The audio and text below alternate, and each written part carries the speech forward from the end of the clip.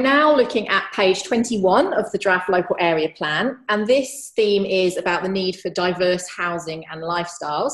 The first priority on this page is about encouraging multiple greenfield residential development fronts to increase choice. First up, for anyone who doesn't speak the language of planning, Michael, can you explain what a greenfield site is, please? Okay, so a greenfield site is essentially land that has not previously been developed. So it's your typical new suburban housing estate on the edge of town, built on a former paddock. That's your most typical example. Yeah, brilliant. Thank you. That really helps. Secondly, the strategy talks about multiple greenfield development fronts. Again, can you explain this? And I'm particularly interested to know if there are any particular areas that have been identified. Yeah, sure. So Onkaparinga is quite a large city with a large population.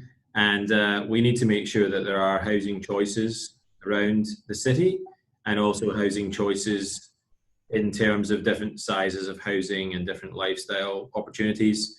And it's important for competition reasons as well that there's a number of options. If you want to buy a new house in a new housing estate, there should be some choices there. You don't want to be forced into one location that might not be your preference. So we do think there's scope around the city for a couple of additional locations where we want to see some active residential development happening.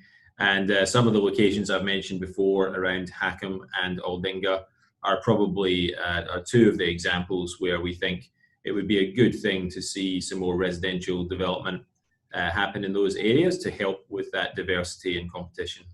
Great, thank you. Moving on to strategy number 8. This is all around supporting key urban renewal opportunities by 2040, providing local and state leadership and investment where required. This is definitely planning speak. Can you explain to me what this priority is all about? Yeah, so now we're really talking about some of the existing built up areas in the city, in particular around Noarlunga Centre that we've mentioned before. There remains big opportunities for renewal of the Noarlunga Centre for additional development. It'd be great in the future to have more of a mixture of housing and business and community services around Noarlunga. But that's not easy to do. It's a big centre. It would take a big investment, and there needs to be quite a well thought through approach to delivering that. And the other opportunity we mentioned in the draft plan is at Christie Downs, which is right next door to Noarlunga. It's quite a big suburb, has quite a lot of publicly owned housing that's a little bit older now.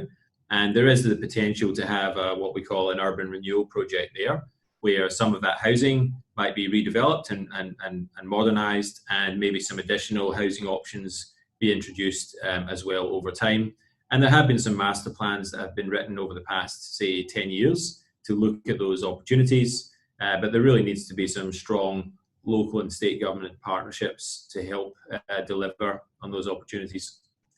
Brilliant. Thank you for explaining that. Okay, the final strategy on page 21 is strategy number 9, and this is about supporting contextually designed new housing within townships, promoting ageing in place and social sustainability.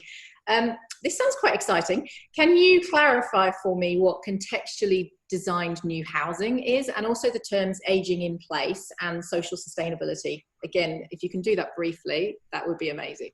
I'll try my best. Well, we know that some of the townships, particularly in the south of the city, places like Wollonga, McLaren Vale, McLaren Flat, very highly valued by those communities and have a really strong character. So we want to make sure, and sometimes a heritage related character, we want to make sure that any future development in those locations fits in with the neighbours. So we want to make sure that any new buildings are designed in the context of the surrounding neighbourhood and buildings and landscape, the mature trees, etc. So that's the first point. But the second point, it is actually desirable that we have additional opportunities in those townships for people to stay and have new housing options as they get older. So there's no point in people having to leave those townships to move to, say, a retirement or aged care dwelling somewhere else because that option is not available in their own community. So it's the concept of aging in place really just suggests that there's different housing options in your local neighbourhood or in your town, so that you can move through the kind of housing journey locally, and you're not forced to either stay in an unsuitable type of accommodation or move to another location. And if all those things happen, it'll help to achieve social sustainability. We can keep the community intact, and we can also provide some opportunities for new people to move in, as well as the population ages and changes over time. Yeah, fabulous. Thank you. That's a great description. And thank you, Michael. And just a reminder to everybody watching this, if you like what Michael is saying, if you dislike, we'd love to hear from you. So please join the online discussion forum or send us a survey just to let us know what you're thinking. Thank you.